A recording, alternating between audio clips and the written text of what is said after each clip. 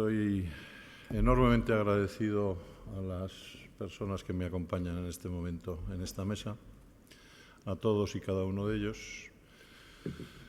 Estoy muy agradecido al secretario de Estado de Justicia, Fernando Román, por haber hecho el esfuerzo de andar de bautizo ayer hasta las tantas de la madrugada y estar hoy aquí para explicarnos qué están haciendo en el Ministerio y cuáles son los planes de la reforma de la justicia y demás.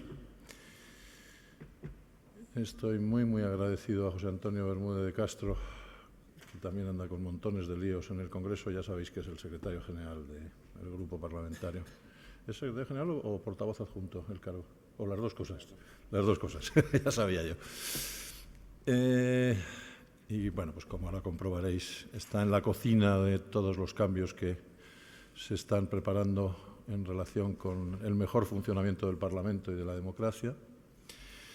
Y estoy muy agradecido a uno de mis grandes maestros, que es Juan Alfonso Santamaría Pastor, que igualmente ha asumido alguna responsabilidad aparte de las suyas habituales en su despacho y en la cátedra, de echarnos una mano al Partido Popular en pensar cómo mejorar también el circuito del funcionamiento de la representación y de la democracia, y algo de eso nos contará aquí esta mañana, ¿no? Y no menos agradecido a José María Castellá, a quien tengo aquí justo a mi lado, a quien pedí que fuese moderador. La verdad es que ayer, cuando hablábamos de cómo ordenar un poco el funcionamiento de la mesa, me decía, bueno, ¿cómo quieres que hagamos esto y tal? Y yo le dije, bueno, pues habla de Cataluña de entrada. Y me dice, hombre, pero esto del Estado de Derecho y la democracia y Cataluña tendremos que empezar por otro lado, ¿no? Pues que yo le dije lo que suelo decir habitualmente en estos casos, que es empieza por donde te dé la gana. Pero vamos, es uno de los grandes jóvenes profesores de Derecho Constitucional que hay en Cataluña en este momento. Y yo añadiría de los que más necesitamos, porque tiene muy claro lo que es la Constitución, lo que significa la Constitución, lo que significa Cataluña dentro de España y lo que significa los disparates que están haciendo algunos en relación con todas estas materias. Bueno, algunos no, bastantes, en relación con estas materias. Y la segunda y última cosa que yo quería decir, pero esto ya es para encuadrar esta sesión dentro del conjunto de las sesiones del curso, es que en el artículo 1 de la Constitución se dice eso de España se constituye en un Estado social y democrático de derecho que propugna como valores superiores del ordenamiento, etc. Llevamos ya unas cuantas horas en este campus hablando del Estado social, gasto para arriba, ingreso para abajo, propuesta de reforma fiscal, bajar los impuestos, etc. Ayer estuvimos hablando un buen rato del Estado autonómico. Hoy vamos a hablar mucho del Estado autonómico a lo largo del día, pero también tenemos que hablar del Estado democrático de derecho, porque, como les dije ayer al empezar el curso, tenemos que recapitular sobre el Estado social, tenemos que recapitular sobre el Estado autonómico, pero también tenemos que recapitular sobre el funcionamiento de la justicia, el funcionamiento del Estado de Derecho, el funcionamiento del Parlamento, el funcionamiento de la democracia y, en general, el de los partidos y las instituciones, ¿no? Esa es la idea de esta mesa. Y luego lo que diga Castellá, como ya les he dicho, que puede decir lo que quiera sobre esto o sobre cualquier cosa. Así que, dicho esto, yo le dejo la mesa en sus manos, insisto, agradeciendo en el alma a los cuatro que hayáis hecho el esfuerzo de estar aquí esta mañana, para gran beneficio de todas las personas que están sentadas en la sala. Buenos días. Muchas gracias, Ignacio, por tu invitación y por estas palabras de presentación.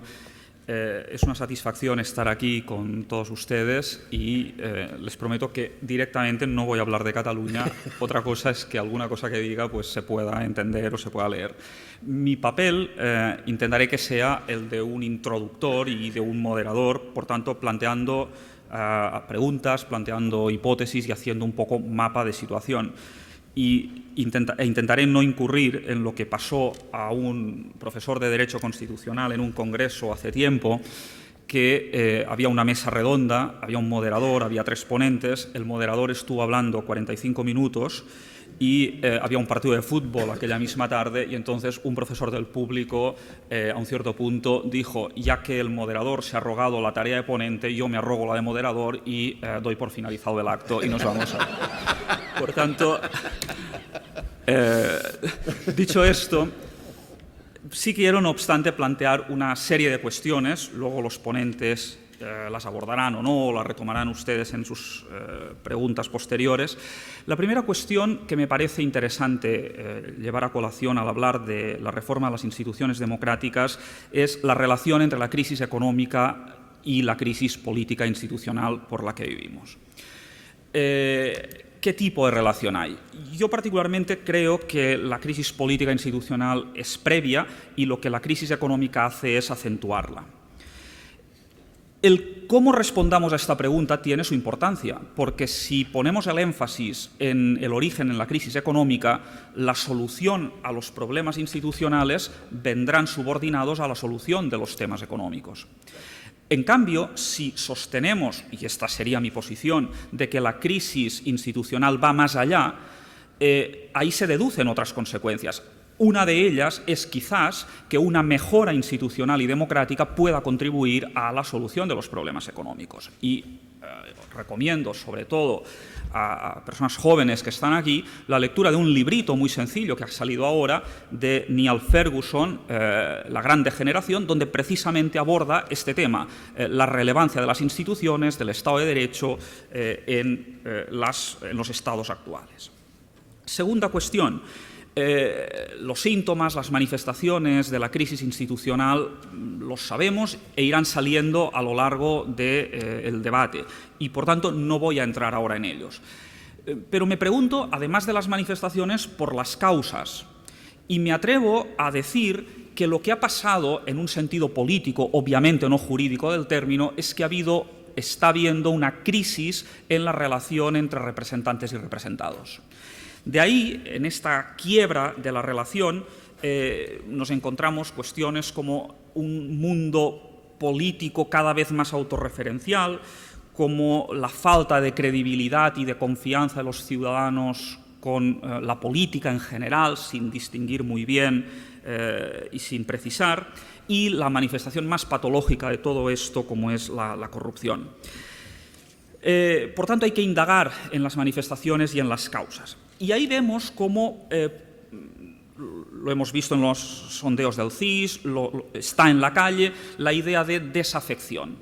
Y la idea de desafección ciudadana es muy importante, pero me gustaría también poner el énfasis, o al menos sobre el tapete, la otra cara de la desafección ciudadana, que es las carencias, la falta de capacidad integradora que tiene el Estado.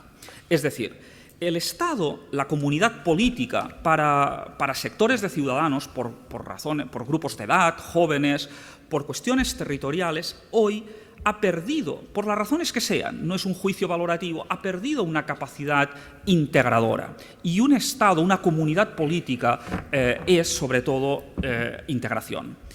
Es verdad que hoy estamos planteando la misma cuestión a nivel europeo, a nivel interno del Estado con las comunidades autónomas, pero de ahí salen una necesidad de decir cómo podemos seguir integrando, cómo vamos a integrar mejor para que la Constitución cumpla con su objetivo, para que la comunidad política sea realmente una comunidad política que, por decirlo en palabras de Ortega, responda a un proyecto sugestivo de vida en común y, por tanto, que muchos se sientan atraídos y, por tanto, desincentive toda desafección ciudadana. Cuando un gran constitucionalista, un gran iuspublicista del siglo XX alemán, Rudolf Menn, habla de los factores de integración política, habla de muchos. Habla de factores simbólicos, habla de factores funcionales, habla de factores institucionales y de valores. Es decir, ¿cuáles son más importantes? ¿Cuáles pueden ser más decisivos a la hora de integrar? Una gestión eficaz, en términos de Unión Europea nos lo planteamos así: ¿qué integra a los ciudadanos europeos? ¿Qué integra a los ciudadanos españoles? ¿O necesitamos un correcto funcionamiento de las instituciones? ¿O necesitamos unos valores compartidos? ¿O necesitamos otras cosas? ¿Cuáles son? ¿Cuáles pueden ser? Dicho esto, también está en la calle y lo leemos en tribunas, propuestas de salida a la situación actual. Son muchas. Oímos hablar de soluciones que podríamos decir de tipo populista, es decir, la simplificación de los problemas y de las soluciones. Se habla de decisionismo, un liderazgo fuerte al margen de las instituciones. Se habla de democracia de identidad, que al final es una democracia binaria, sí, no, y que rompe con la idea del pacto, del consenso. El nacionalismo sería otra de estas manifestaciones, es decir, reducir a lo identitario, a encerrarse en uno mismo, o luego fuera de la política, el atribuir a los jueces la solución a problemas que son políticos, o encargarlo a unos burócratas, a unos tecnócratas, también lo mismo, problemas que son políticos. Yo creo que, para mí, creo que estos son falsas salidas, pero que están ahí y, por tanto, hay que ver en qué medida influyen, tal. En mi opinión, frente a todo esto, tampoco cabe decir que la solución es el statu quo, precisamente porque estamos donde estamos, porque constatamos que hay una crisis política institucional. Entonces, la cuestión es cómo reconstruir esta relación entre representantes y representados, cómo reconstruir, en definitiva, esta quiebra. Y ahí yo creo que las bases, no podría decir otra cosa, soy constitucionalista, están en la democracia constitucional, están en la democracia representativa, están en el Estado de Derecho. Habrá que replantearse y habrá que reformar algunos aspectos, pero en sus bases se trata de legados que van mucho más allá de legados jurídicos que uno estudia en la Facultad de Derecho. Son legados culturales que forman parte de nuestra identidad, de nuestra herencia colectiva y que, por tanto, hay que preservar. Y a partir de aquí, y con esto acabo, en esa reconstrucción yo creo que nos puede servir un mapa que establecía un gran filósofo político, Karl Popper, de los pocos que se puede decir que sus obras de filosofía política las han de tener como libro de cabecera y las han de leer y releer, y esto es un consejo que les doy. Popper, cuando habla de Pericles, de la oración fúnebre, ya en el siglo V a.C., al hablar de la democracia pone el énfasis en dos cuestiones que dice Pericles. Una es, efectivamente, la cuestión de quién gobierna, la cuestión de la legitimidad, y ahí salen muchas cosas. Sale el origen de la relación representativa, qué pasa con el sistema electoral, es un tema que lo abordaremos, qué pasa con los partidos políticos, qué pasa luego en el ejercicio de la relación representativa, esto es, qué mecanismos hay de diálogo en el procedimiento legislativo entre parlamentarios, ciudadanos. Pero hay un segundo aspecto, que es el aspecto del control del poder, del cómo se gobierna, de los límites al poder.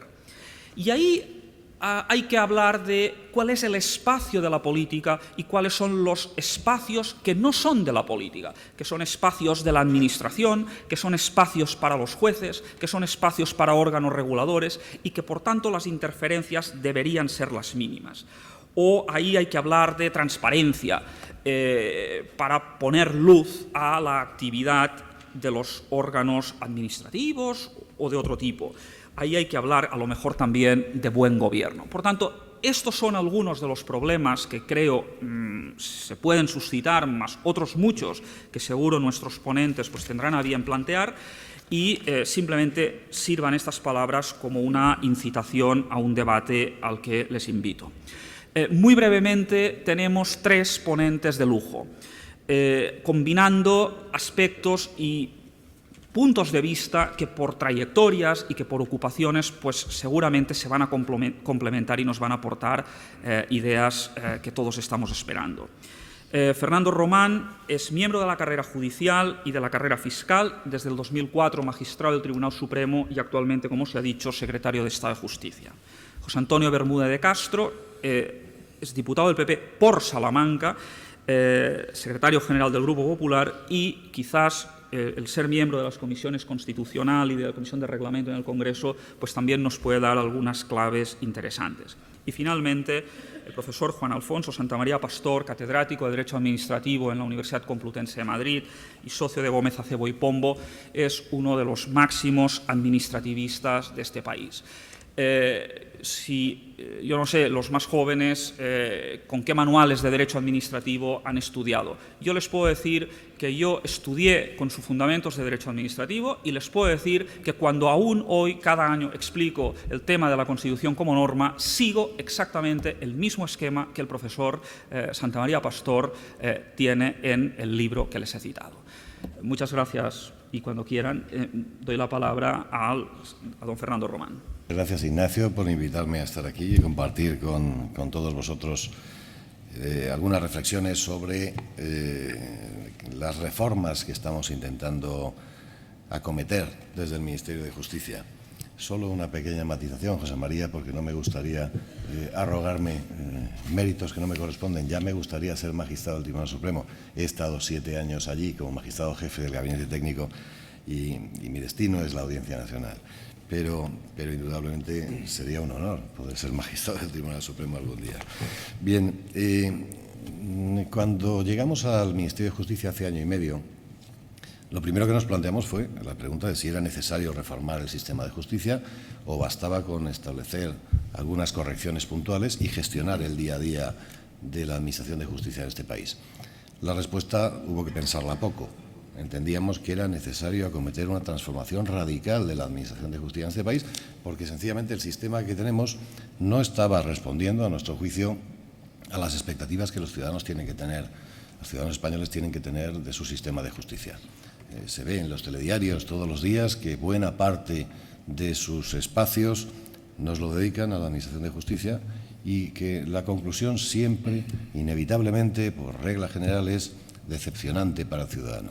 Eso significa que teníamos que hacer reformas y eso es lo que nos planteamos y quedó de manifiesto muy claramente en la primera comparecencia que el ministro hizo el 25 de enero del año pasado en el Congreso, donde estableció todo lo que iba a ser el programa de reformas de la legislatura. José María ha aludido a una cuestión que tiene todo que ver con lo que nosotros pensamos en su momento. Nos planteamos hasta qué punto, en un momento de crisis económica brutal que sufría nuestro país, igual que otros países, podíamos acometer estas reformas.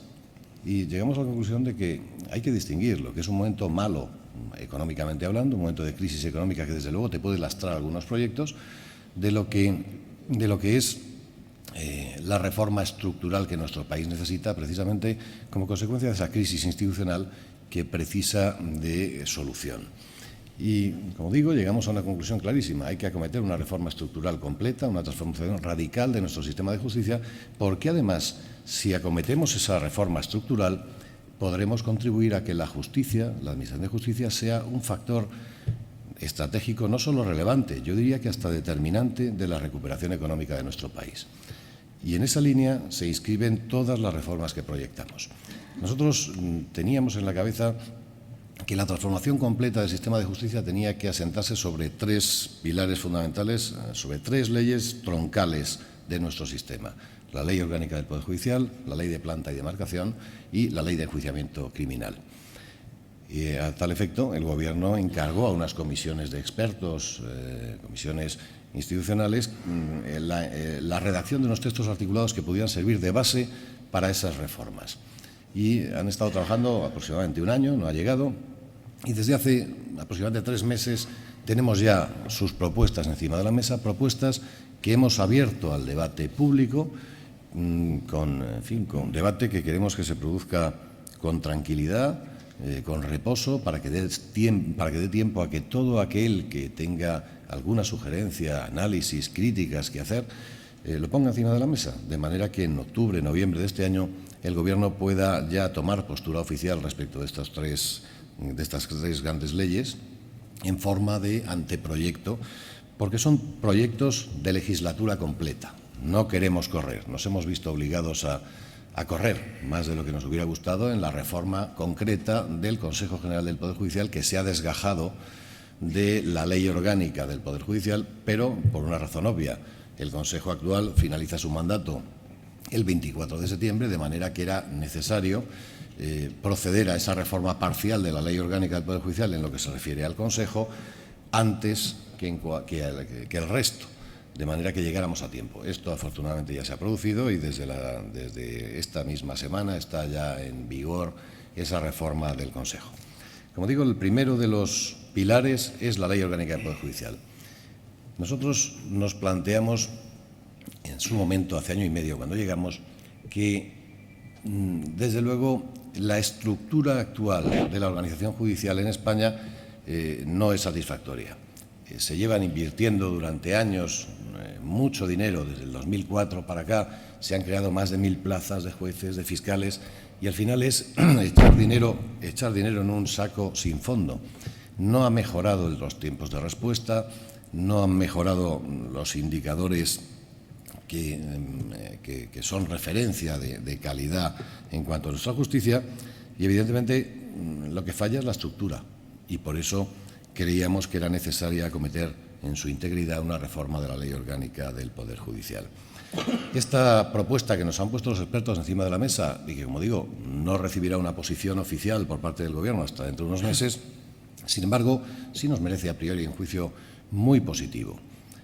Sin duda será objeto de polémica, como todo lo que se hace normalmente en el ámbito de la justicia. Pero merece un juicio muy positivo porque trata de acomodar la justicia, la organización de la justicia en nuestro país a las exigencias del siglo XXI. Hay que pensar que tenemos determinadas estructuras que son propias del siglo XIX. En este sentido, quiero decir que la ley orgánica, la ley de planta y la ley de enjuiciamiento criminal tienen que ser un todo coherente. La ley de enjuiciamiento criminal está afectando prácticamente al 70% de los pleitos de este país. Pero además la justicia, los jueces, las oficinas judiciales se tienen que organizar territorialmente. No podemos seguir permitiendo o tolerando una situación de absoluto desequilibrio en la que determinados territorios se concentran un enorme número de pleitos que no pueden ser absorbidos porque estamos funcionando con un esquema de partido judicial, que es un concepto propio del siglo XIX, cuando la situación geográfica, física, económica, demográfica, de todo tipo, no tenía nada que ver con la actual. Actualmente las distancias, se dice, y es cierto en gran medida, que no se miden en kilómetros, sino en tiempo. Esto, evidentemente, nos hace tomar en consideración la necesidad de reflexionar para cambiar ese modelo organizativo de hace 2 siglos. Por eso la propuesta que hacen los expertos de completar la reforma, yo creo que la única de verdadero calado que se ha hecho hasta ahora, de las 42 reformas que ha sufrido la Ley Orgánica del Poder Judicial desde el año 85. Bueno, pues en el año 2003 la reforma incidió de una manera más profunda que otras en la estructura, se crea la oficina judicial, se atribuyen nuevas funciones a los secretarios judiciales, pero en definitiva no ha ido acompañada de un desarrollo tecnológico que permita completarla. Ahora los expertos nos proponen completar la oficina judicial con los tribunales de instancia, superando una demarcación de partido judicial, llegando a una demarcación provincial. Es decir, ya no va a ser el juez de un pueblo que sea cabecera de partido judicial, sino un juez de provincia. Esto significa que permitirá, en un momento determinado, cuando la situación económica mejore, permitirá que se concentren en capitales de provincia todos los jueces, de manera que se pueda especializar a esos jueces, porque esa mayor concentración permitirá una mayor especialización y, en consecuencia, la respuesta a los ciudadanos será de mayor calidad. Ahora bien, es indudable que la situación económica que atravesamos no permite prescindir de las sedes actuales y ni se va, cosa que no se va a hacer porque no entraría dentro de la lógica humana, prescindir de unas inversiones que se han hecho cuando no hay posibilidad de sustituirlas por otras mejores. Sin duda, además, esto conllevará otros problemas. Yo puedo contar aquí con toda tranquilidad que he recibido no menos de 30 o 40 visitas de alcaldes, diputados, senadores, todos preocupados porque en su partido judicial le pueden quitar el juzgado. Y eso es algo que históricamente lo sienten como propio porque llevan muchos años con un juzgado en su localidad, aunque sea cierto que estadísticamente la posibilidad o la necesidad que tiene un ciudadano de ir al juzgado sea bastante remota. Se dice, hay estadísticas que apuntan a que solo 1 de cada 10 personas va en su vida una vez al juzgado. Pero lo cierto y verdad es que se siente como una necesidad el tener el juzgado en la localidad. Bien, evidentemente nosotros no vamos a prescindir de eso, pero lo que sí queremos es organizar. Dado que no hay una posibilidad de inversión fuerte en este momento, primero habrá que explotar las posibilidades organizativas que tiene nuestro sistema de justicia y después habrá que esperar un momento económico adecuado para conseguir implantar definitivamente lo que nos proponen los expertos. En este sentido, cuando hablamos de los 9 millones y pico de asuntos que cada año reciben nuestros juzgados, aparte de que esa estadística sea manifiestamente mejorable, porque a veces no responde estrictamente a la realidad, lo cierto es que creo, y así lo entendimos todos en el Ministerio, que tenemos que pararnos a reflexionar sobre esa estadística. Es decir, si hay 9 millones y medio de asuntos al año, ¿todos esos es necesario que los resuelva un juez? ¿No hay determinados asuntos que se pueden resolver y que no tiene por qué intervenir un juez en todos y cada uno de los conflictos que se producen en este país? Pues seguro que sí. Y por eso, cuando tenemos una habitación llena de agua y hay que achicar el agua, lo primero que hay que hacer es tapar el boquete de la pared para que no siga entrando el agua a borbotones. Eso es lo que pretendemos hacer, potenciando medios alternativos de resolución de conflictos para evitar que todo acabe en un juzgado. Y una vez que hemos parado esa entrada de agua, podremos achicar razonablemente, racionalmente esa inundación. Precisamente a eso atiende esa nueva configuración del mapa judicial español que nos proponen los expertos a través de esa ley de planta y demarcación cuyo borrador nos han puesto encima de la mesa. Y además, ¿qué tipo de jueces van a ser necesarios en esta nueva etapa? Bueno, los jueces españoles indudablemente, creo que no hay duda alguna de que están entre los mejor preparados del panorama internacional. Eso no significa que no haya que seguir progresando, pero lo que hay que hacer entonces será incidir en la propia estructura de la carrera profesional de los jueces. Eso también está contemplado en el borrador de los expertos. Lo que nos proponen es una carrera en la que la previsibilidad sea la nota determinante en la promoción profesional. Es decir, no bastará solo la antigüedad para promocionarte profesionalmente. Persiguen, como no puede ser de otra manera, la excelencia. Y hay una serie de pruebas de excelencia y especialización que, unidas a una cierta antigüedad, permiten progresar. Esto no significa que el juez que no desee realizar esas pruebas de excelencia y especialización vaya a sufrir detrimento alguno. No. Lo que pasa es que, lógicamente, progresará profesionalmente más rápido el que tenga esa inquietud intelectual y se especialice. Porque, en definitiva, no hay que perder de vista el sentido social que tiene nuestra profesión.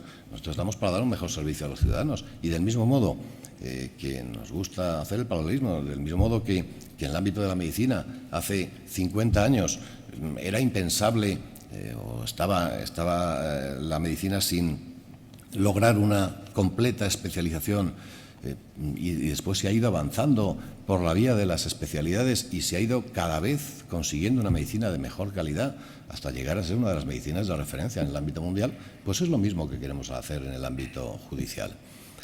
Bien, como digo, podríamos estar hablando y discutiendo de este sistema enormemente. Me pasa una notita que tengo, lógicamente, el tiempo limitado, pero sí quiero decir que junto a estas dos leyes, ley de planta, ley de demarcación y la ley orgánica del Poder Judicial, tenemos también planteado como proyecto de legislatura la ley de enjuiciamiento criminal. Afecta al 70% de los pleitos de este país. Ha habido un enorme debate doctrinal desde hace muchos años si debe mantenerse el modelo de juez de instrucción que tenemos ahora, si debe encomendarse, como ocurre en la mayoría de los países de nuestro entorno, la investigación al Ministerio Fiscal, es decir, si debemos pasar en definitiva de un sistema inquisitivo a un sistema acusatorio. Nosotros creemos que no sería malo trasladar a la investigación al Ministerio Fiscal. Todavía es un debate que hay que realizar y que, por supuesto, será el Gobierno el que fije posición oficial allá en octubre, noviembre. Pero la propuesta que ha hecho esa comisión de expertos, que está formada por gente muy potente desde el punto de vista intelectual y profesional, gente con una gran experiencia y trayectoria, ahí han intervenido magistrados del Tribunal Supremo, fiscales, catedráticos, abogados, procuradores, secretarios judiciales. Esa propuesta se basa en trasladar la investigación al Ministerio Fiscal, pero manteniendo la existencia de un juez de garantías, procurando mantener la igualdad de armas entre las partes. No es tolerable que en un sistema como el que tenemos nosotros un proceso de instrucción se prolongue 5, 6, 8 años durante los cuales la persona que sufre la imputación lo que está sufriendo es una pena de banquillo con juicios paralelos en los medios de comunicación que dañan su fama de manera irreversible. Da igual al final que resulte absuelto después de 8 años porque ya la pena se la ha llevado puesta y no hay manera de quitar esa mancha en su historial. Pero además es que si al final resulta condenado tampoco tenemos un beneficio especial, me refiero desde el punto de vista de la sociedad, porque la sociedad ha llegado a la conclusión de que este sistema de justicia no es ejemplarizante. Si tardamos 8 años en dar una respuesta judicial, pues la sociedad lo que percibe es que los jueces no funcionan, los fiscales no funcionan, la justicia no funciona y eso desde luego no contribuye a crear confianza. Y si desconfía el ciudadano del sistema de justicia es que algo lo estamos haciendo fatal. Digo algo, estamos haciendo todos y por eso nuestra obligación desde el Ministerio de Justicia es promover iniciativas que tienden a minimizar esos daños importantísimos en la confianza de la sociedad. Querría hacer una mención especial en el último minuto que me queda a la reforma del Consejo General del Poder Judicial. Es otra de las instituciones que son claves en nuestro Estado, en nuestra Constitución. Hay también desde hace 30 años una enorme discusión. ¿Era necesario o no era necesario crear el Consejo? Bueno, lo cierto es que en la Constitución está, es decir, no podemos a estas alturas ya discutir sobre su propia existencia, pero sí sobre su eficiencia y sobre la manera en que tiene que cumplir su función el Consejo. Es una organización, un órgano constitucional que se crea fundamentalmente para garantizar la independencia judicial. Ha sufrido un enorme deterioro de imagen en los últimos años que hace necesario una reflexión sobre si ese deterioro no es consecuencia en origen, si la causa de todo eso no es una causa estructural que aconseje su reforma. Esta es la conclusión que nosotros hemos alcanzado y por eso hemos acometido una reforma que sin duda no ha sido pacífica, no es fácil que lo fuera, en cualquier caso, ha sido contestada, pero después de las opiniones, de las discusiones, de las polémicas, ahora hay una realidad y es que el Parlamento ha aprobado una reforma legal que ha entrado en vigor esta semana y que ahora no queda otra que sumar esfuerzos, construir para que entre todos logremos que el Consejo el nuevo Consejo lleve a cabo de una manera productiva lo que es una verdadera refundación de este órgano constitucional. En este sentido, yo creo que ahora la responsabilidad del Parlamento es máxima. Si el Parlamento logra elegir a una serie de personas con méritos contrastados que funcionan de manera eficaz, legitimará el sistema. Si el Parlamento se equivoca al nombrar personas, lógicamente el sistema quedará deslegitimado por muy perfecto que sea. Muy buenos días a todos y agradecer a la FAES que me haya invitado a compartir mesa con compañeros de tan altísimo nivel. La FAES fue mi casa durante muchos años, fui patrono y por tanto agradezco también especialmente a Ignacio Astarloa, con quien he trabajado muchísimos años, de quien he aprendido también mucho y además siempre es una satisfacción estar con él porque es una de las mejores cabezas y de los mejores oradores que cuenta el Parlamento de España. Por tanto, muchas gracias por invitarme y gracias también a la presentación de José María Castellà. Has puesto encima de la mesa algunos puntos. Yo espero, en una reflexión inicial, tocar alguno de ellos y, sobre todo, centrarme, porque tengo el honor de ser ponente, de una de las reformas más importantes que yo creo que va a marcar un antes y un después, que es la Ley de Transparencia, y finalizaré con algunas consideraciones breves sobre los partidos políticos. Y comienzo con una reflexión que yo creo que ha estado en la mente y en los paneles de todo este campus del año 2013 de FAES.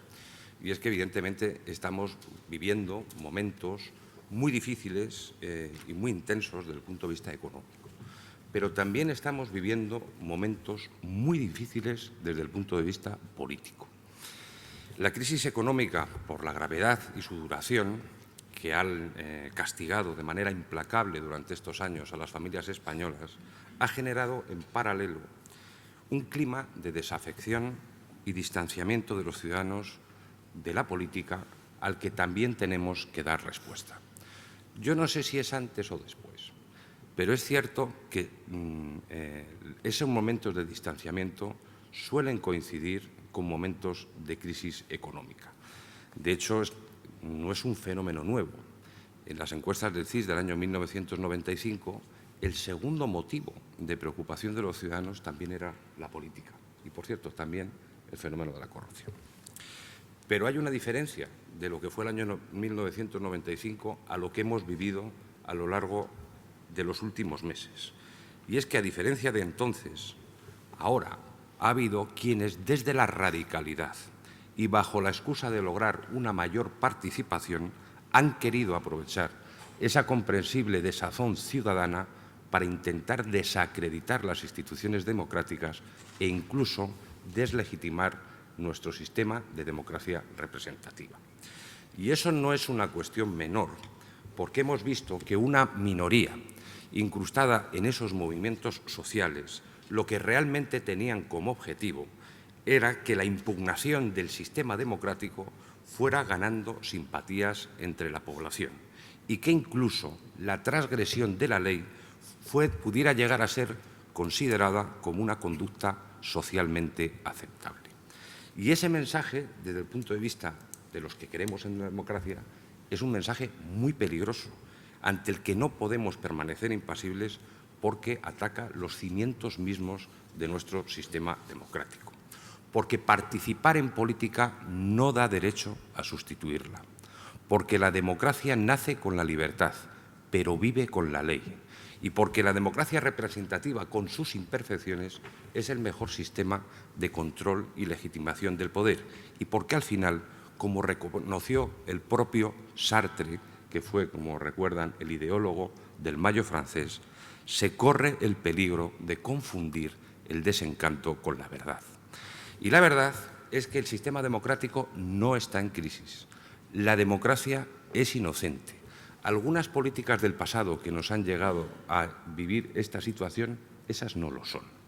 A nosotros nos está correspondiendo arreglar lo que otros han estropeado, corrigiendo los desequilibrios de nuestra economía para que España vuelva a ser el país de las oportunidades que los españoles merecen.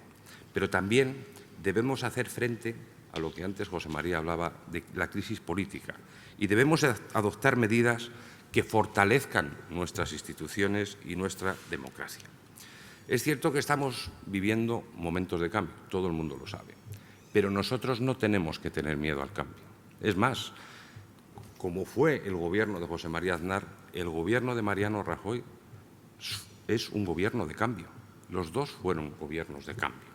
Y la democracia tampoco tiene que tener miedo al cambio, porque la democracia es una tarea permanente. La democracia tiene que ser sólida en sus cimientos y en sus principios, pero debe ser líquida en su evolución. Necesita crecer, necesita mejorar, avanzar, fortalecerse. Y el mejor camino para ello, el más seguro, es, frente a otras tentaciones, el camino de las reformas. Es evidente que la era digital está cambiando nuestra forma de vida, que las nuevas tecnologías de la comunicación están cambiando nuestra forma de relacionarnos, pudiendo hacerlo ahora de una forma mucho más directa y, sobre todo, de una manera mucho más inmediata. Son cada vez más los españoles que no quieren sentirse meros espectadores y que ya no encuentran satisfacción en esa vieja práctica del vota, delega y luego olvida, sino que, por el contrario, quieren tener una mayor participación y un mayor protagonismo y conocimiento en la gestión de los asuntos públicos. Quizá parte de ese distanciamiento y de esa desafección a la que antes te referías, José María, pueda traer causa precisamente de esa falta de información, por lo que tenemos que dar una respuesta positiva a esa demanda. Y en ese sentido, la Ley de Transparencia que se está tramitando en el Congreso va a ser un factor determinante. Era una de las grandes asignaturas pendientes que tenía nuestra democracia, porque España era uno de los pocos países de Europa que no contaba con una ley de esas características, por lo que el mero hecho de que vayamos a tener una ley de transparencia, además de llenar una laguna en nuestro ordenamiento jurídico, yo creo que va a ser una gran noticia. Si antes decía que esta legislatura, además de estar marcada por una intensa agenda reformista, lo que estábamos buscando y lo que se estaba produciendo era un gigantesco saneamiento, operación de saneamiento de nuestro sistema económico y financiero, la Ley de Transparencia es una de las medidas más importantes de regeneración democrática y que sin duda va a traer como consecuencia una mejora de la confianza de los ciudadanos en sus gobernantes y en las instituciones. Una ley que va a marcar un antes y un después. Algunos incluso han llegado a decir que es una de esas leyes que justifican por sí misma una legislatura. Porque la transparencia es un principio, pero también un valor de fortalecimiento democrático. A más transparencia, más control sobre las cuentas públicas y más confianza en las instituciones públicas. Una ley, además, que va a marcar una nueva etapa porque va a marcar un nuevo modelo de relación entre las administraciones y los ciudadanos, sobre la base de una nueva cultura, que ya no tendrá marcha atrás, la cultura de la transparencia y la información. Antes, durante muchos años, la regla en la relación entre las administraciones y los ciudadanos era la discreción. Ahora la regla será la transparencia. Antes la información era la excepción. Ahora será la norma. Por tanto, transparencia e información para que los ciudadanos puedan conocer en qué se gastan el dinero las administraciones. Y ello tendrá, a mi juicio, un impacto muy positivo y ayudará también a superar ese clima de desconfianza en el que estamos inmersos. Y es una ley donde se recogen también los principios de buen gobierno, que deben marcar la actuación de todo gobernante en la administración y gestión de los recursos públicos. Se trata de que los principios de eficacia, eficiencia, austeridad, responsabilidad y rigor se trasladen siempre a la gestión de los recursos públicos. Se trata de evitar el despilfarro y la gestión irresponsable. Se trata de gestionar correctamente los recursos públicos, como dice el Código Civil, con la diligencia de un buen padre de familia, o si lo prefieren, gestionar los recursos públicos como si fueran los propios, con sanciones en caso de incumplimiento que pueden llevar hasta la destitución del cargo público. Es, por tanto, una ley de autoexigencia para todos y para que todos, ciudadanos y también los políticos, nos veamos reconocidos en ella. ¿En qué momento estamos de la tramitación? Pues ya muy avanzada, porque tras una fase de comparecencias y una vez superado la enmienda a totalidad, justamente esta semana vamos a iniciar la fase de ponencia y está previsto que a finales de este mes, el 23 de julio, aprobemos el dictamen en comisión y que esta ley definitivamente el Congreso la pueda aprobar al comienzo del periodo de sesiones al inicio del mes de septiembre. Un proyecto que además va a haber ampliado su ámbito subjetivo, pues inicialmente iba dirigido exclusivamente a las administraciones públicas, lo vamos a ampliar a otras instituciones como la Casa Real, los partidos, los sindicatos, las organizaciones empresariales y además a otras organizaciones que reciban ayudas o subvenciones públicas. Por tanto, transparencia para todos. Nosotros queremos lograr el mayor consenso posible porque entendemos que esta, por su importancia, tiene que ser una ley de todos, porque nos afecta a todos y todos vamos a aplicarla, pero además del consenso lo que queremos, y creo que es mucho más importante, es que sea una buena ley, una de las más avanzadas de nuestro entorno y que sirva al objetivo de lograr una mayor confianza y cercanía en las instituciones, entre las instituciones y gobernantes, y con ello que nuestro modelo democrático sea mejor y de mayor calidad. Y a la transparencia también es un buen antídoto, un buen cortafuego para prevenir prácticas irregulares, porque la corrupción se desenvuelve mejor en la opacidad, en la arbitrariedad, pero le cuesta mucho más desenvolverse y desarrollarse en un clima de claridad y transparencia, de control y objetividad.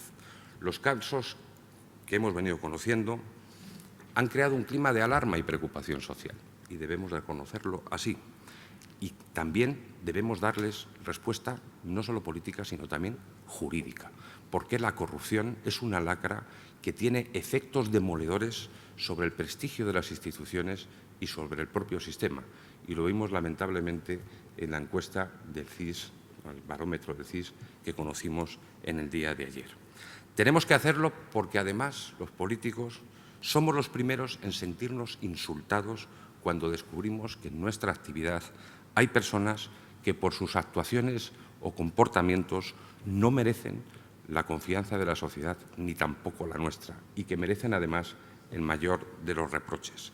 Son casos singulares, minoritarios, por lo que creo que también es injusto crear de manera falsa o interesada un clima de sospecha generalizada de la política que no se corresponde con la realidad, porque además termina produciendo el efecto perverso e indeseable de que los ciudadanos finalmente no sepan distinguir de los políticos honrados, que son la inmensa mayoría de aquellos que no lo son, que no sepan distinguir entre las conductas lícitas de aquellas que merecen censura.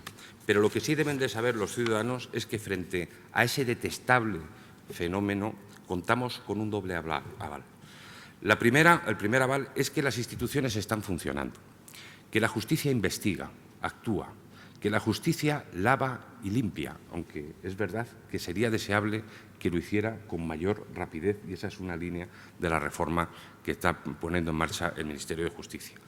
Y la segunda es que la justicia es la garantía frente a la insidia, la exageración o la mera conjetura del esclarecimiento de la verdad en base a la prueba y la ley, para que este tipo de comportamientos sean castigados y nunca queden impunes.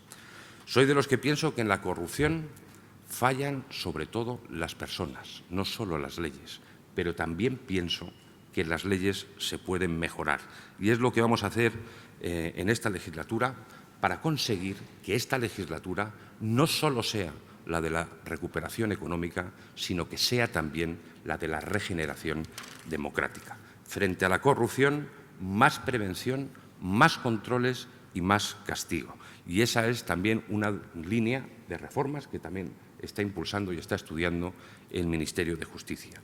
Dejemos, por tanto, que la justicia mire al pasado y legislemos de cara al futuro para intentar conseguir que la corrupción deje de ser noticia todos los días y pase a ser una palabra maldita y arrinconada en el diccionario. Y por último, porque no me da más tiempo, una brevísima consideración sobre los partidos, que no han permanecido ni ajenos a la polémica ni a la crítica política, al punto que incluso en estos meses se han llegado a escuchar voces que consideran a los partidos como estructuras organizativas prescindibles en democracia, olvidando que en democracia los partidos son elementos consustanciales a la misma, de suerte que las democracias modernas se suelen definir como democracia de partidos.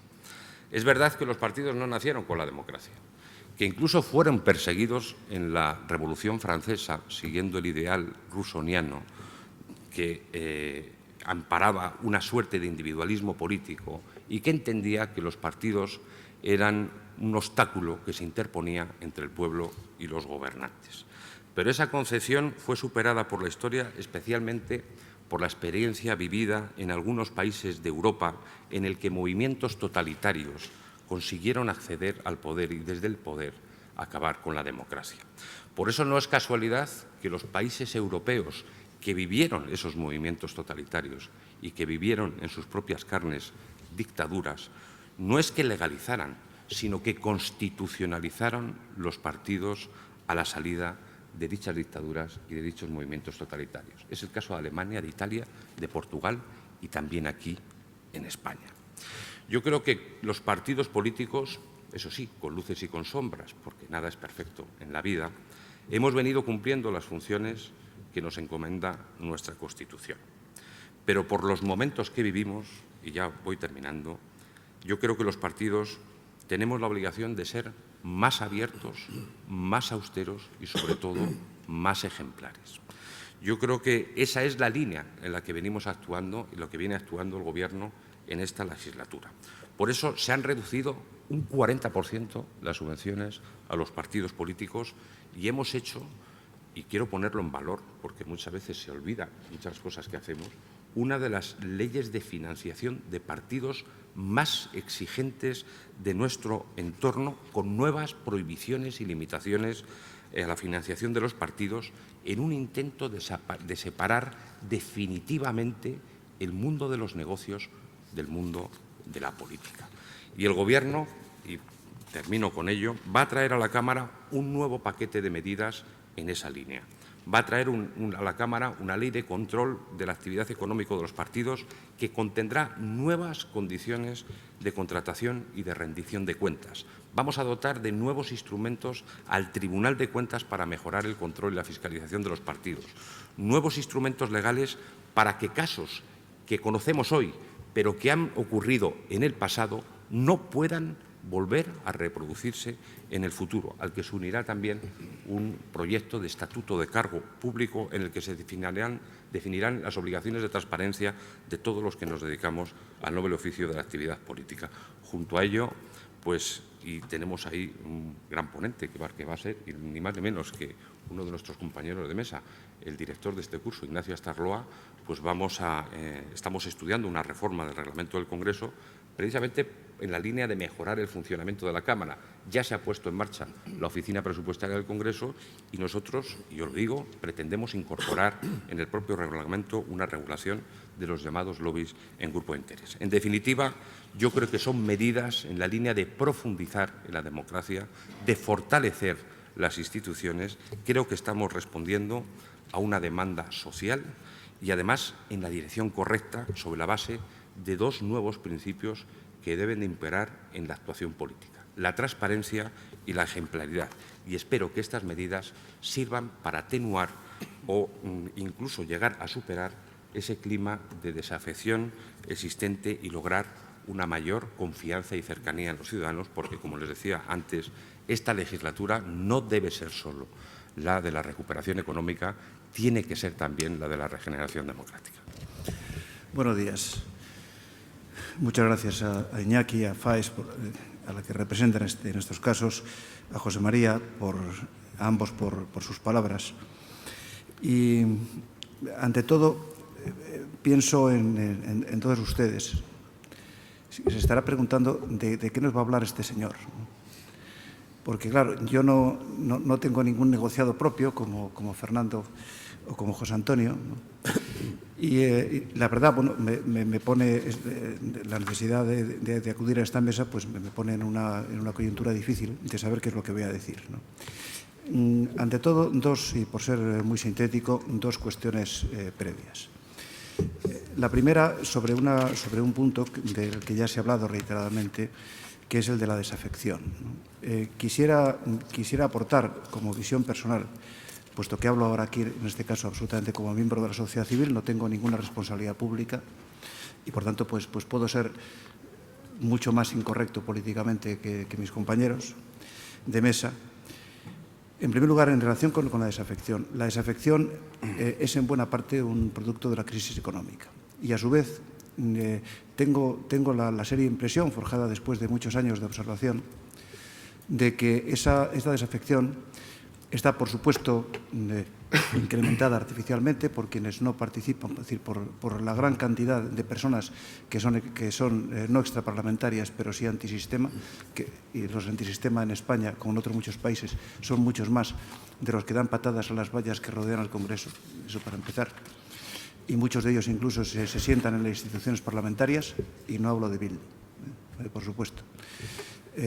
Además, bien, la desafección creo que es una consecuencia de la crisis económica y esta, a su vez, y también determinada por la mentalidad general que ha generado durante el último medio siglo en España, sobre todo durante los últimos 20 años, el propio Estado social. Hay en la sociedad española, todos ustedes lo pueden percibir en las conversaciones que tienen con la gente, una tendencia general, absolutamente general e inconsciente a es decir, los españoles nos hemos acostumbrado a depender del Estado y de las instituciones públicas en general y a hacerle responsable de nuestro bienestar y de nuestra infelicidad. en todos los aspectos, ¿no? Y esto es un enorme engaño, es una huida de la propia responsabilidad, y creo que una de las tareas que nos debemos imponer todos es intentar difundir entre la gente que las cosas no son así, que no son así en ninguna parte del mundo, y no hay más que ir. No digo ir a los Estados Unidos, donde nadie comprende esta visión, a cualquier otro país, y decir, mire, usted antes que nadie, es responsable de su vida y tiene que acostumbrarse a considerar que el Estado le puede echar una mano en algunas cosas, pues haciendo unas buenas carreteras, teniendo un sistema de previsión social, pues teniendo un sistema sanitario adecuado y poco más, porque todo lo otro es engañarse. Es igual que si yo en la pequeña empresa, en la firma de abogados en la que trabajo, pues echara la culpa de lo que le pasa en mi área de responsabilidad, el área, pues lógicamente, de Derecho Público, a mi consejero delegado. Mi consejero delegado se ocupa de lo que se tiene que ocupar y punto. Y los problemas que yo tengo internamente de gestión y de clientela y de facturación y de morosidad son mis problemas, ¿no? Y no se los puedo endosar a nadie. Primera cuestión. Segunda cuestión, ya se ha reiterado por todos los ponentes y también por José María Castellar el problema de la crisis de las instituciones. Bien, creo que hay que ser prudente, ¿no? Mientras hablaban los demás ponentes, me he tomado la molestia de mirarles a la cara a todos ustedes, ¿no? Para comprobar tristemente que soy el más mayor de todos, ¿no? Lo cual es una tragedia, como es lógico, pero también me da una cierta ventaja histórica. Y esa ventaja histórica consiste en que, primero, yo me tragué el franquismo enterito, y sé lo que supuso el cambio del régimen del general por el régimen actual. Y sé, por tanto, que el sistema que tenemos es muy superior, no ya al que estaba en la época del general, a eso que el país llamó y difundió los años casposos, no, en absoluto. Incluso las instituciones democráticas ahora están mucho mejor de lo que lo estaban a finales de los 70 y a principios de los 80, sensiblemente mejores. Y no soy un optimista nato. Ya saben ustedes que la gente mayor, los viejos, tendemos a ser pesimistas. Yo no me libro de esa maldición vital, pero en este aspecto, siendo objetivo, creo que estamos bastante mejor de lo que estábamos hace 20, 25 o 30 años. Segundo, el mensaje del modelo democrático, el modelo constitucional está agotado, es un mensaje absolutamente falaz. Está absolutamente difundido, incluso lo oímos todos los días expresado en la televisión, en la radio, en los medios, por personas que se presume que son absolutamente sensatas.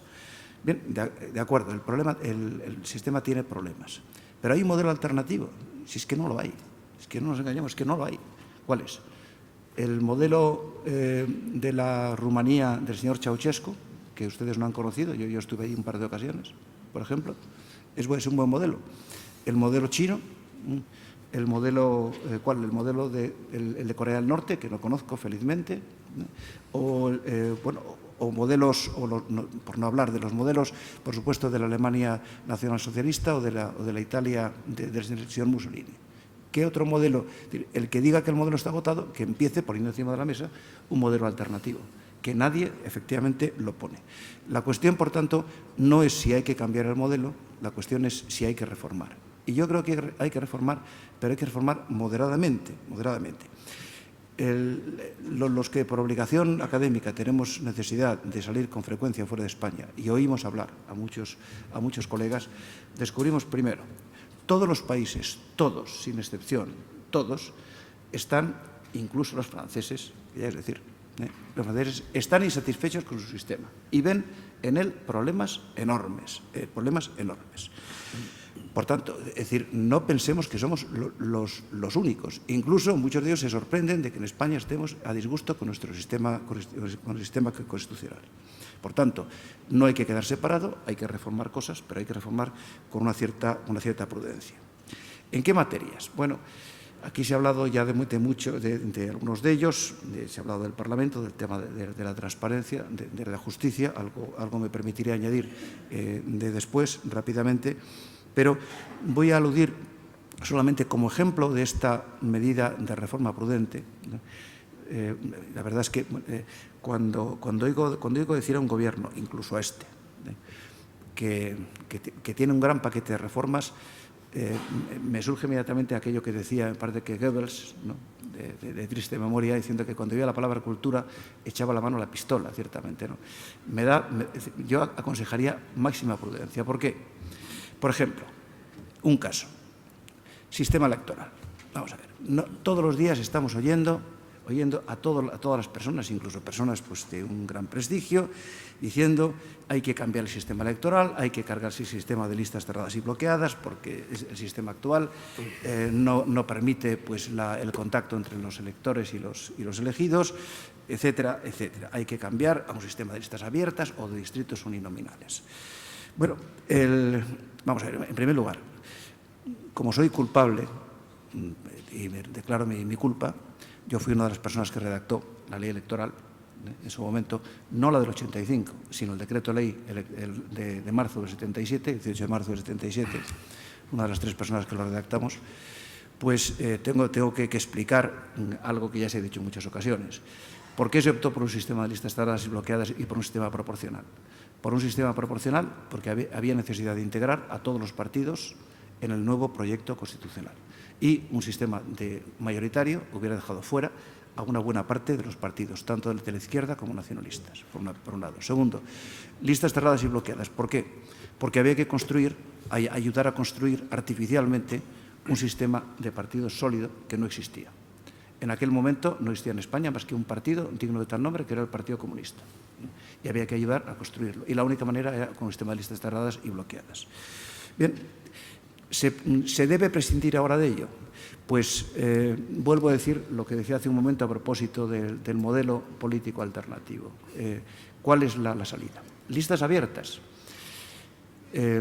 No creo, sinceramente, y en esto pues me gustaría que luego pues, discreparan si es posible, no creo que ello resuelva en absoluto el problema. Ya hay listas abiertas en el Senado.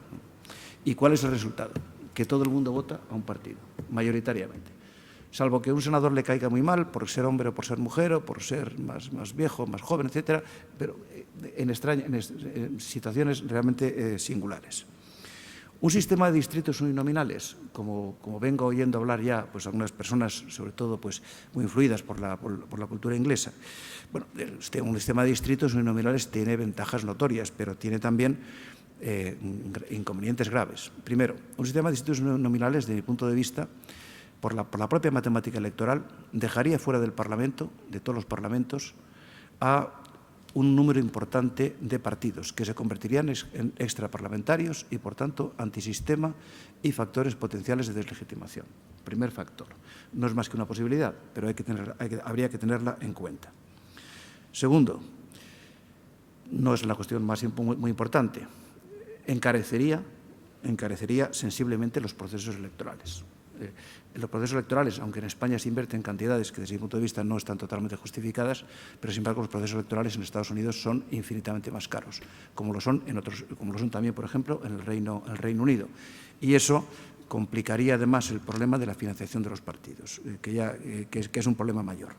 Pero sobre todo, no hay que olvidar que con todos los defectos que tiene, que evidentemente lo son porque crea una cierta desafección, yo tengo que votar una lista de los cuales pues, no conozco más que vagamente a 1 o 2 personas, no hay que olvidar que el sistema de listas cerradas y bloqueadas favorece la gobernabilidad interna de los partidos. Favorece. Porque, conociendo cómo es la sociedad española y cada uno de nosotros, un partido compuesto por miembros elegidos en distritos uninominales, diputados elegidos en distritos uninominales, sería mucho más difícilmente controlable de lo que lo es ahora. Y si aún así pasa en los partidos lo que pasa, y como estamos en la sede de una fundación de un partido, pues Dios me libre de decir cosas inconvenientes. Pero bueno, miremos a Ferraz, ¿no? ¿Qué está pasando en Ferraz? Con un sistema de listas cerradas y bloqueadas y es una jaula de grillos. Pues imagínense ustedes con un sistema distinto, en primer lugar. Y eso incidiría inmediatamente en algo en lo que no tenemos en cuenta, porque de las cosas buenas nunca nos acordamos. Y es que tenemos un sistema de gobernabilidad a nivel general de Ejecutivo que se ha favorecido y se ha posibilitado gracias fundamentalmente a ese sistema. Bien, recuerden ustedes lo que sucedió hace no demasiados años, lo que sucedía, bueno, mucho más atrás, en la Cuarta República Francesa, a un gobierno por mes, o a un gobierno por mes también en Italia, justamente derivada de la falta de gobernabilidad que a su vez derivaba en buena parte del sistema electoral. ¿Qué sistema hay alternativo? Yo no soy un experto en la materia. Creo que un sistema de primarias no arregla nada, pero, en fin, habría falta mucho tiempo para hablar de ello, ¿no? Para no alargarme demasiado, puesto que a las 11:30 me ha avisado Ignacio Estarloa que viene el presidente de la Comunidad de Madrid, nuestro presidente, por lo menos el mío, y por tanto pues, hay que tener consideraciones con él. Voy a hablar solamente y voy a mencionar dos cuestiones más. 5 minutos, efectivamente.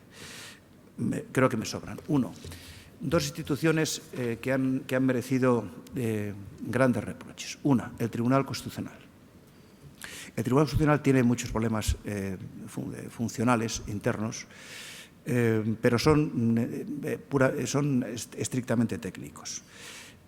Hay dos reproches básicos en él, que creo que es el de la falta de independencia o supuesta falta de independencia de las personas elegidas, y luego el tiempo de respuesta. Son dos cuestiones muy distintas. El problema del tiempo de respuesta creo que es una cuestión que dudo mucho que se pueda resolver. Creo que tiene mucho más difícil resolución, aunque sea mucho menos importante. El tiempo que se tarda en resolver los asuntos. El tribunal está colapsado en buena parte por lo que se llama coloquialmente allí internamente los 24. Es decir, los recursos de amparo planteados de acuerdo con el artículo 24 de la Constitución. Aún así, la impresión que tenemos todos los que conocemos el tribunal, yo no he estado nunca en el tribunal, por supuesto como magistrado, pero ni tampoco como letrado, pero la impresión que hay, y no hay más que para ello que leer los suplementos que publica el Boletín Oficial del Estado, es que el tribunal lleva mucho tiempo entreteniéndose en cosas inútiles, dicho con toda franqueza, resolviendo múltiples recursos de amparo y dedicando un tiempo y una extensión a la redacción de las sentencias que es absolutamente innecesaria. ¿Cuántas sentencias produce la Sala Tercera del Tribunal Supremo al año? Ciertamente son 33 magistrados. ¿Cuántas produce? 4.000, 5.000. Fernando no lo podrá decir, ¿no? ¿Cuántas produce el Tribunal Constitucional? 200. Eso no tiene razón de ser. No tiene razón de ser. ¿Son mejores las sentencias del Constitucional que las de la Sala Tercera o de la Sala Primera o de la Sala Segunda? Lo dudo seriamente. Ese es un problema. Segundo, el problema de la independencia. El problema de la independencia, aparte de que es un problema solo parcial, la gente es independiente no en función del nombramiento, sino del propio carácter. Hay gente que son dependientes por naturaleza, más que agradecidos hacia quien les nombra. Pero aparte de eso, sí creo que hay dos cuestiones que espero que se corrijan. He participado en un grupo de trabajo que se ha celebrado en el marco del antiguo Instituto de Estudios Políticos, Centro de Estudios Políticos y Constitucionales, que ha elevado unas propuestas al Gobierno de reforma del Tribunal Constitucional. Las más importantes creo que se refieren sobre todo a las incompatibilidades ex ante y ex post. El problema de la independencia, de la imagen de independencia de los magistrados está en función, primero, de su carrera en los años inmediatamente anteriores, cosa que creo que habría que corregir. Y después, sobre todo, ex post. El mayor factor de dependencia de los magistrados del Tribunal Constitucional está en la necesidad de hacer méritos para ver qué me dan cuando me echen de aquí. Y eso es algo que hay que corregir si se quiere terminar con esa imagen de dependencia que ahora existe. Y dos palabras por terciar en las cosas que le he oído decir a Fernando acerca de la reforma del sistema judicial. Como abogado, lógicamente, tengo que hacerlo, puesto que es en lo que me gano la vida, como es natural, ¿no? En relación con el Consejo de Poder Judicial, antes le decía, mientras esperábamos el comienzo de estas jornadas, creo realmente, y tómenselo ustedes en serio los que son más jóvenes, para hacerlo cuando proceda, que el problema del Consejo General de Poder Judicial es su propia existencia. He llegado a esa conclusión después de mucho tiempo. El Consejo General de Poder Judicial fue una creación improvisada traída una mala copia del Consiglio Superiore de la Magistratura italiana. Consiglio Superiore que en la Constitución del 47 italiano respondió a una circunstancia muy característica de la política italiana. La política italiana entonces estaba gobernada ya mayoritariamente por fuerzas de la democracia cristiana o afines, y la magistratura estaba en buena parte controlada por los partidos de izquierda, básicamente por el PCI, por el Partido Comunista Italiano. Lo que se hizo en el año 47 fue simplemente decir muy al italiano, esto para ti, esto para mí, el gobierno para ti, pero el gobierno de los jueces para mí. Ese fue el origen del Consiglio Superiore de la Magistratura en Italia, que bueno, se hizo cuando yo ya había nacido, pero bueno, me lo contaron, porque yo, como casi todas las personas de una cierta edad, todos en nuestros años mozos, hemos estado y participado en partidos de izquierda. Y así me lo contaron mis compañeros italianos, ¿no? Ese fue el motivo básico. No se puede cambiar la Constitución, ese es un melón que creo que nos debe abrir, estoy de acuerdo con mucha gente, pero habría que pensar seriamente, creo, en quizá en la reducción de las competencias del Consejo. Algo se hace en el proyecto de ley orgánica, pero creo que el problema fundamental de las competencias del Consejo y la mala imagen que ha creado está en los nombramientos judiciales, no en todo lo demás. Todo lo demás no importa en términos políticos, pero sí en los nombramientos judiciales, que ese es un problema muy serio al que no me voy a referir. Y luego, y ya termino, me ha gustado mucho oír lo de la recomposición del nuevo mapa judicial y digamos, el apartamiento, en cierta forma, de la vieja figura de los partidos judiciales, ¿no? Sin embargo, creo que la reforma, si no lo he oído mal y no he entendido mal a Fernando, porque tampoco me lo ha contado antes, creo que se puede quedar un poco corta, ¿no? Pasar de un escalón de partido judicial a provincia puede estar bien, pero ¿y por qué no a nivel nacional, ¿no? ¿Importa mucho realmente que hoy una sentencia sobre una ejecución hipotecaria planteada ante el juzgado 32 de primera instancia de Madrid la resuelva un juez que está mano sobre mano en Soria? Pues seguramente no. Otra cuestión es el proceso penal, ¿no? O que el recurso contra una liquidación de IBI del Ayuntamiento de Zaragoza lo resuelva un magistrado o un juez que está en Málaga. Pues hoy prácticamente, cuando todas las empresas, incluso las pequeñas empresas como la que yo pertenezco, trabajamos en red, mis clientes no saben si los recursos o las demandas que yo les entrego las he hecho yo o mi socio de Barcelona o de Málaga. Por supuesto, yo las viso, naturalmente, y las controlo. Pero esa es es decir, lo de la tecnología de la información creo que hay que tomárselo en serio incluso para este fin. Y ahora sí que es verdad que termino. El problema que mencionaba, el de la estadística judicial. El problema de la congestión judicial es la jurisdicción penal. Si no recuerdo mal, no tengo ahora las cifras, pero creo que el año pasado o el año antepasado, me parece, el número de entrada de nuevos asuntos. Jurisdicción contenciosa administrativa, 300.000, jurisdicción penal, 4 millones. Si desapareciera el problema de la jurisdicción penal, el problema de la congestión judicial desaparecería. Y quizá habría que pensar seriamente en qué medida esa congestión no ha sido incrementada, no solo por razones mediáticas, sino también por el propio incremento sustancial de tipos penales que se hizo con el Código Penal vigente de 1995. Que creo sensatamente que habría que empezar a reducir y pasar a otras instancias puramente represivas, pero de otro tipo, administrativas o de otra naturaleza. No estoy pensando, por tanto, en arbitrajes, ni en mediaciones, ni nada por el estilo que se piensa para la jurisdicción civil, sino sacar del ámbito de la jurisdicción penal y pasarlo quizá, como se hizo en Italia hace unos cuantos años, con la famosa depenalizzazione. Los italianos se cargaron la mitad del Código Penal y se lo pasaron a la competencia sancionadora de la Administración. Es un tema también de debate que les dejo ahí y no les menciono naturalmente ninguno más, puesto que ya me he pasado largamente del tiempo que tenía asignado. Gracias.